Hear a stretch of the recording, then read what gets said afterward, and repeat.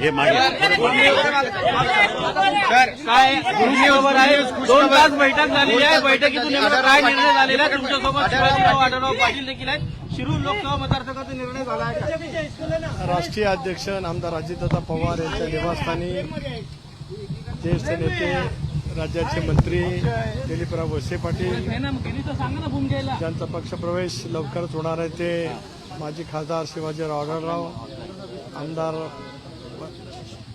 अतुल बेनके, आमदार चेतनजी तुपे, माझे ज्येष्ठ सहकारी ज्येष्ठ आमदार दिलीपराव मोहिते आणि काही पदाधिकाऱ्यांची आमची त्या ठिकाणी बैठक झाली आणि 26 तारखेला संध्याकाळी फार मोठा पक्षप्रवेशाचा सोहळा शिवाजीराव आढळराव पाटील आणि त्यांचे सर्व सहकाऱ्यांचा राष्ट्रवादी काँग्रेस पक्षामध्ये करण्याचा आम्ही त्या ठिकाणी निश्चित केलेला आहे. शिरूर लोकसभा मतदारसंघातून त्यांची उमेदवारी निश्चित झाली आहे का?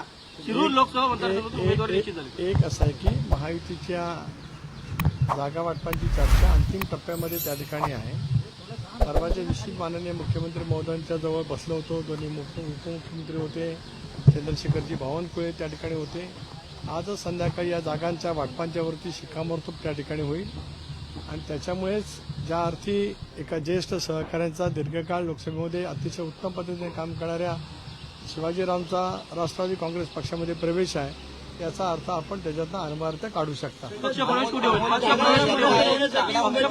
जी प्रक्रिया आहे ती अजून किती उमेदवारांच्या बाबतीमध्ये होईल? जसं आढळराव तुमच्याकडे आले तसं काही उमेदवार दुसऱ्या पक्षात जातील का? काही दिवस थांबा, थोडंसं वाट पाहायला आपल्याला लागतच असतं. महायुतीने एक निर्धार केलेला की 45+ हे उद्दिष्ट ठेवून देशाचे पंतप्रधान नरेंद्र मोदी यांचं तिसऱ्यांदा पंतप्रधान करण्यासाठी महाराष्ट्राचं योगदान, जो स्वर्गीय चव्हाण साहेबांचा महाराष्ट्र सुसंस्कृत महाराष्ट्र आहे, यामधून महायुतीचे अधिक उमेदवार निवडून आणण्यासाठी आम्ही सर्वांनी मिळून चंग बांधलेला आहे. माननीय मुख्यमंत्री एकनाथराव शिंदे, देवेंद्रजी, अजितदादा यांच्या नेतृत्वाखाली आणि आमचे सर्व 9-10 घटक पक्ष आता या निवडणुकीच्या प्रक्रियेला आम्ही ताकदीने त्या ठिकाणी उतरलेलो आहोत.